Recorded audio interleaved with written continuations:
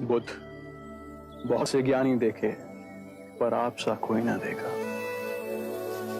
अजातशत्रु, चाहे जितनी भी धार्मिक पुस्तकें पढ़ो, उन्हें चाहे जितना भी कंठस्थ करो, यदि वो तुम्हारे जीवन के कृत्य ना बने तो सोचना कुछ नहीं हुआ। तुम भी किसी दुविधा में दिख रहे हो अजातशत्रु। बुद्ध, आप तो मन की बात पढ़ लेते। मगध के कुलगुरु ने अपना पूरा जीवन देश को समर्पित कर दिया। उनकी सहायता मगध के लिए आवश्यक है,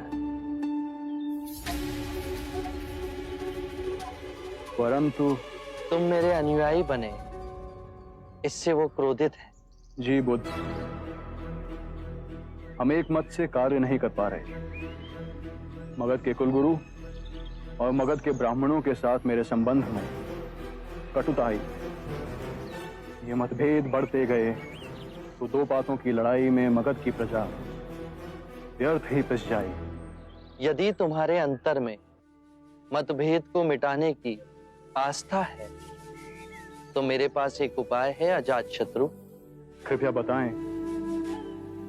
पहला, दोनों पक्ष आमने सामने बैठ सबके समक्ष ये बताएं कि विवाद क्या है। दूसरा, याद करें जब द्वंद्व उठा तो शुरू कहां से हुआ था, और दोनों ही पक्ष ध्यान में जा उन बातों को याद करें और फिर शांति से एक दूसरे को सुनाएं।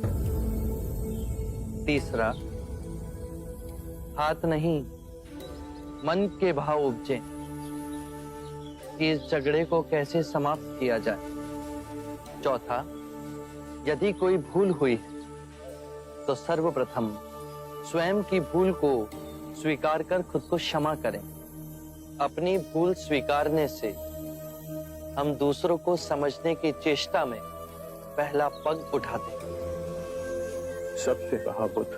5, जो भी निर्णय लिया जाए वो सर्वमाननीय हो, उसे सबके समक्ष 3 बार पढ़ा जाए। यदि कोई भी व्यक्ति आपत्ति के लिए हाथ ना उठाए तो उसे अंतिम निर्णय समझा जाए।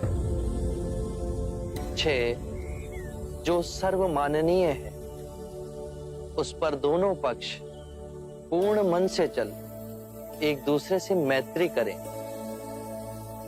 7वां, जब हमारे कपिलवस्तु में किसानों में झगड़ा होता है तो उनमें जो सबसे वृद्ध किसान है, जिसका सब सम्मान करते हैं, आदर करते हैं, वो कहता है, शत्रुता समाप्त करो, मिट्टी डालो, पुआल डालो।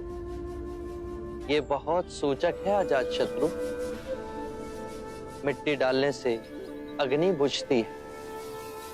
कीचड़ पर पुआल डाल उस पे चल रास्ता बनाया जा सकता है। एक दूसरे के समीप आने का कितना सुंदर उदाहरण है ये।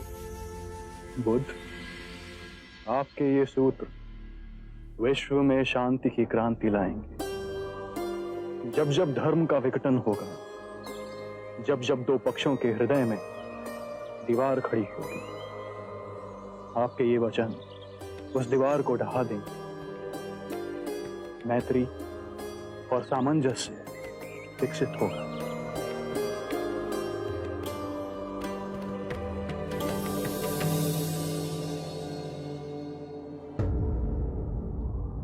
कुलगुरु, हमारे बीच के मतभेद के कारण मगध का कार्य बाधित हो।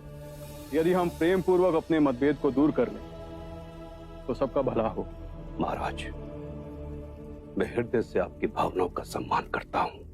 इन मतभेदों को दूर करने के लिए हम 7 नियमों का पालन करेंगे। 7 पग हैं जिन्हें हम मिलके उठाएं तो सभी समस्या का समाधान हो सकता है। पहला पग है, परंतु महाराज, ये 7 नियम किसने बनाए हैं? स्वयं बुद्ध ने। क्या बुद्ध ने? किंतु महाराज, हम बुद्ध के बनाए नियमों को क्यों माने? क्या वो कोई न्यायाधीश है? ये तो हद हो गई, हद हो गई ये तो। हद हो गई ये तो। महाराज, यदि हम बुद्ध के बनाए हुए नियमों का पालन करेंगे तो हम में और बुद्ध के अनुयायियों में क्या अंतर रहेगा? यही अंतर तो दूर करना। महाराज, बुद्ध ने जो परम सत्य का मार्ग पाया, उसकी मूल जड़ में हम ब्राह्मणों का खंडन है। वो हमारी भावनाओं का अनादर करता है, वो हमारी संस्कृति का आदर नहीं करता, फिर वो तटस्थ नियम कैसे बना सकता है? बहुत बड़ी भूल कर रहे हैं आप। बुद्ध ने कभी भी ब्राह्मणों के लिए कोई अपशब्द नहीं कहे। अंधों की पट्टी पहना जिस जनमानस को वर्षों से ठगा गया, केवल उसकी आंखों से अज्ञान की पट्टी उतारी। मनुष्य द्वारा निर्मित अंतर और भेदभाव, जिसकी आड़ में मानव ने मानव का शोषण किया, उसे मिटाया है। यही परम सत्य है। आप सब धन और ऐश्वर्य में जी रहे हैं। इससे पहले कि आप बुद्ध की गरिमा पर उंगली उठाएं, मैं आपको यह बता दूं कि मैंने स्वयं अपना राज मुकुट बुद्ध के चरणों में रखा था, किंतु बुद्ध ने वो भी लौटा दिया।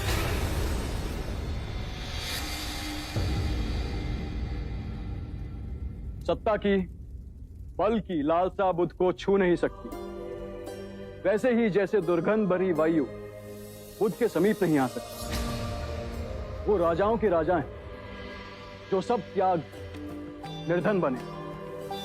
उनमें अधिक आत्मिक शक्ति है कि हम सब में।